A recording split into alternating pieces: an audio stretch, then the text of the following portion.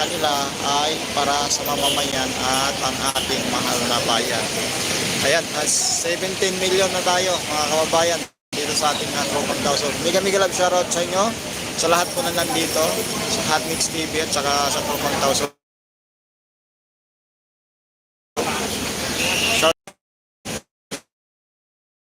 grabe. Grabe talagang hinal na wala ko. Kung may nagja-jamba dito sa ating live, baka kailangan natin maglinis muna ng ating mga moderator kasi baka ay mayroon ako. Ayan.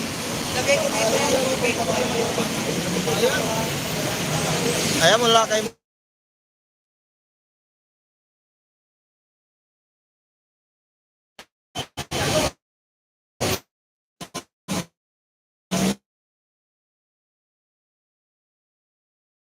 kung talagang magbigay ng ayuda, bigyan mo lahat yung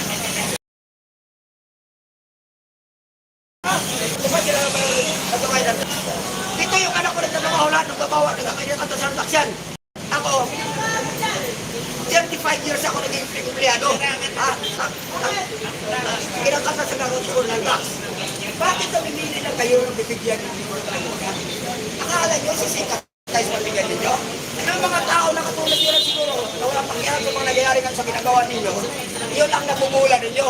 Pero yung majority na Pilipino ngayon na nandito ngayon sa isa na magtipon-tipon, hindi nyo kayo bulahin. Dahil alam na namin ang ginagawa ninyo. Ha? Gusto nyo makontrol ang buong gobyerno. Gusto nyo makontrol ang justice. Makontrol ninyo ang network ng mga mainstream media. Para tahimik na yun.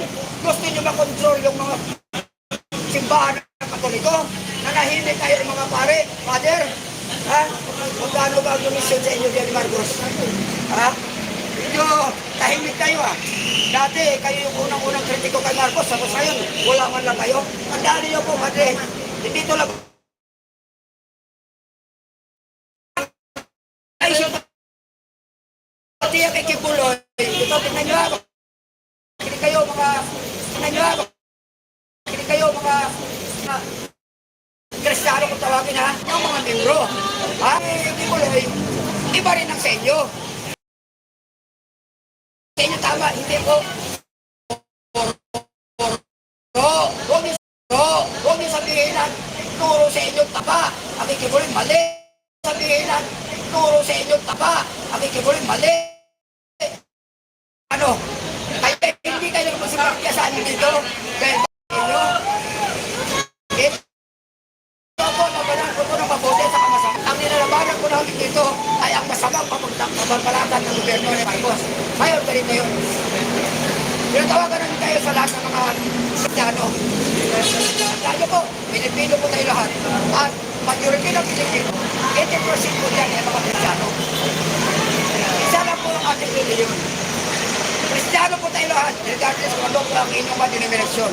Yan ay isang branches lang yan sa Christianity. Wala po tayong magkakaiba po. Turo at aral o doktrina lang ang pagkakaiba. Kaya nagkakanya tayong simbahan. Pero hindi po tayo iba-iba ang reliyon. Kristiyano po tayo lahat. Kaya tinatawagan po kayo, mga Pilipino may malasakit sa ating bayan, sa ating bansa. Kung mayroon kayo mga malasakit sa iyong mga apo sa dating na panahon, tinatawagan namin kayo dito. Makisama sana kayo sa amin dito para pababain natin sa Marcos. Bakit po? Papayag ba kayo? Na tumating ang pamamalakad? Hindi maganda halimbawa sa mga bata ngayon, sa mga bata kanina sa natin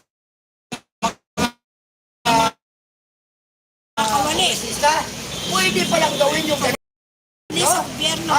Nasa demokrat rin kayo, tapos ang pinalumalabas, parang autoritario na tayo. Pagka gusto ninyo, gagawin ninyo, pag hindi nyo gusto, itakukulong niyo yung mga tao, at ako sabi yung ano-ano.